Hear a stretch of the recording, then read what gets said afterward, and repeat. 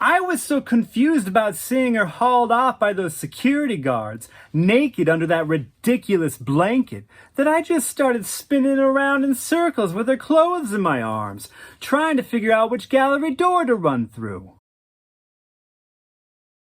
Yes, I blinked first. She just sat in that chair in my office, scowling at me as if I was the reason she was wearing a blanket in the basement of the Museum of Modern Art. But frankly, I had no idea what to do with her while we waited for someone to bring back her clothes. So I finally asked her, "Why did you do this?"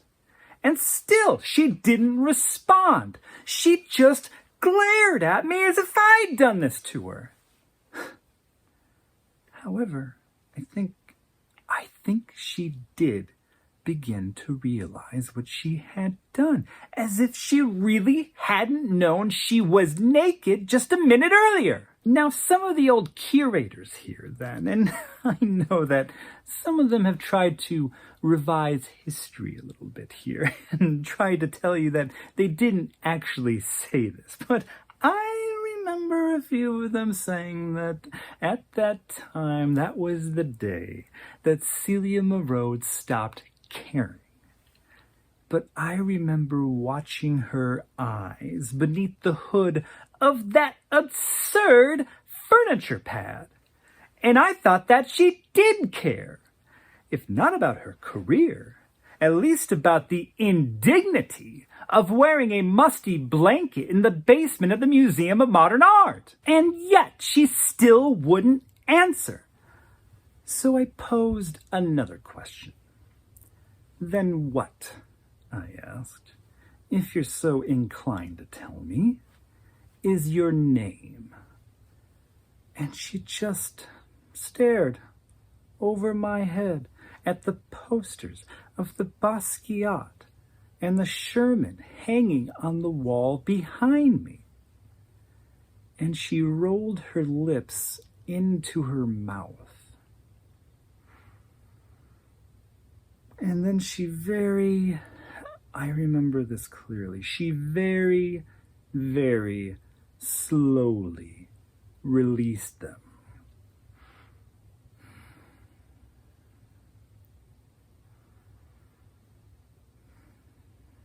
And she said, Celia Merode." So I said, "Celia Merode, as soon as the guards gather your clothes, you will need to dress immediately. And as soon as you are dressed, you will be escorted out of the building and permanently banned from the museum.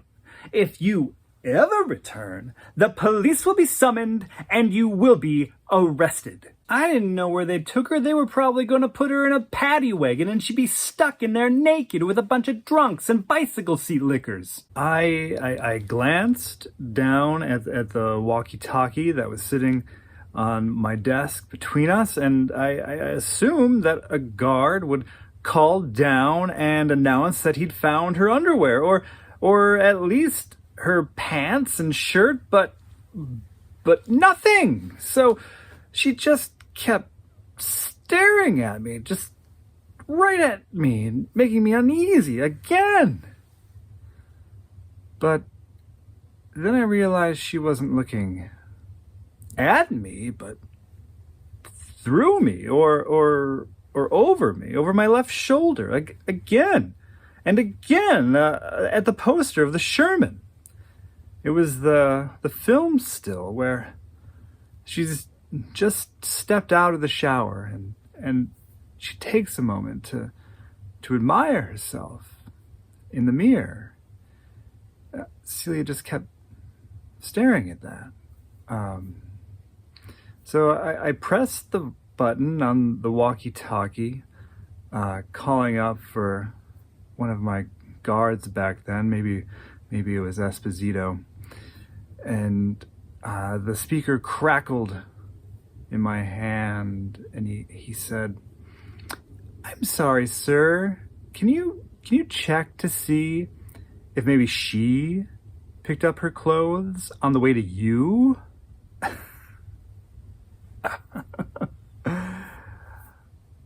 I looked across the desk and raised an eyebrow at her. Celia Merode grinned in her blanket. I ran to the front door looking crazier than I did on the way up because I had all these clothes pressed up against my stomach.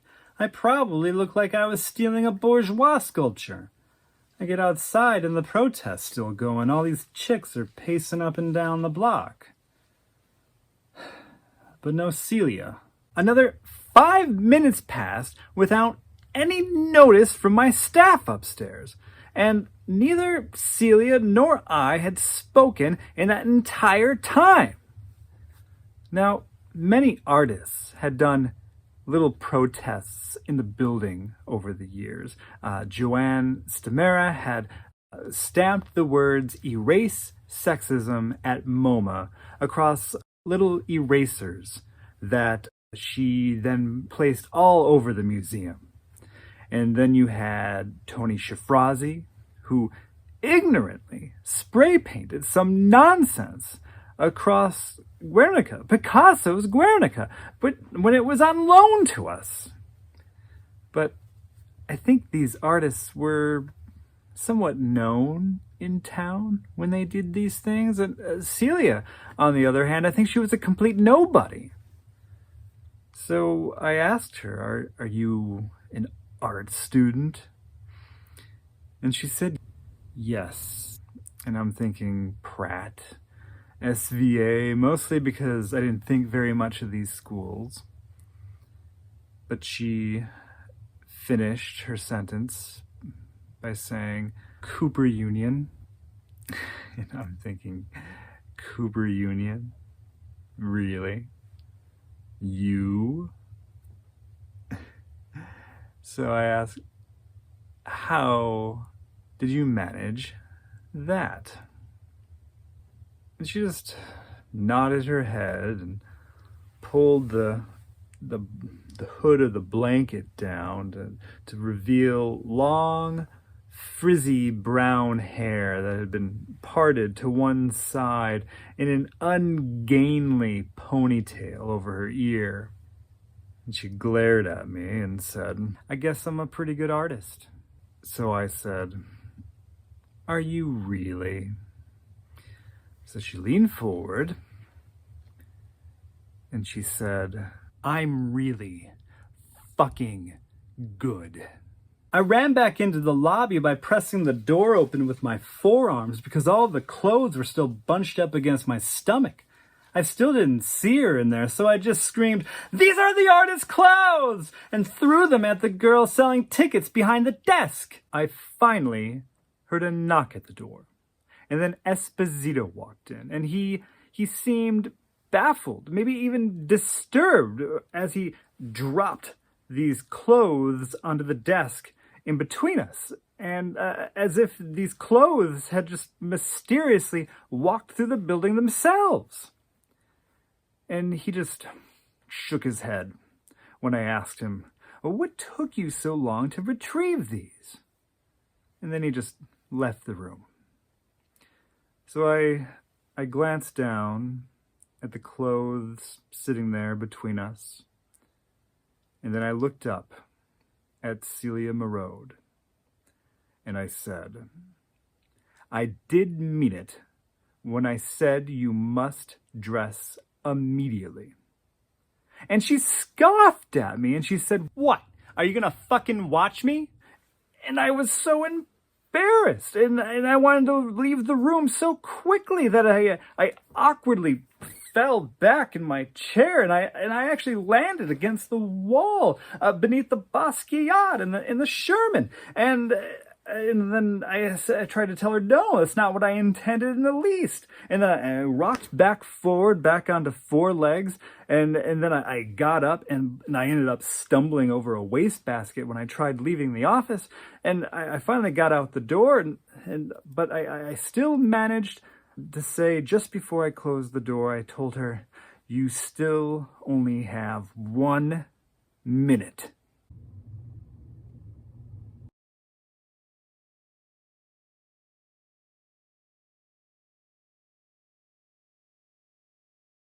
Something like 7 of us guards escorted her out of the building. It was like we were security detail for the president, making sure nobody got to her. But we didn't want her to get to them, whoever them might be. We didn't know if she had accomplices. We got 400 chicks out front protesting, and we thought every single one of them was about to run inside and strip. Believe you me, most of us were A-okay with that. There were some lookers in there. A lot of dogs, too. Yeah, 5th floor guys. Merode had some hairy pits. But there were some lookers, too. Yeah. And it would have been a mess, though. We didn't have enough security to, corral all their nakedness. So we escort this Merode girl out of the freight entrance. All of us are on edge. And it's just this 19-year-old girl. We get her out on a 54 where there's just, the regular foot traffic. And I say, be on your way, miss. But before Merode walks away like nothing happened, she turns back to me. It was the first time she looked worried. And she says, Am I really banned for my entire life? I wasn't expecting that. So I say, that's what the boss says, okay? And she goes, You're really gonna call the cops if I come back here? I put my hand on my walkie-talkie like I was unholstering a gun. And I say, Do you really want to find out, kid? Now, when I walked back into my office, after she had left, I was confused about the bare wall behind my desk. The Sherman was gone. There were 4 small corners of the poster left behind, pinned to the wall with thumbtacks. Celia Merode had stolen the rest.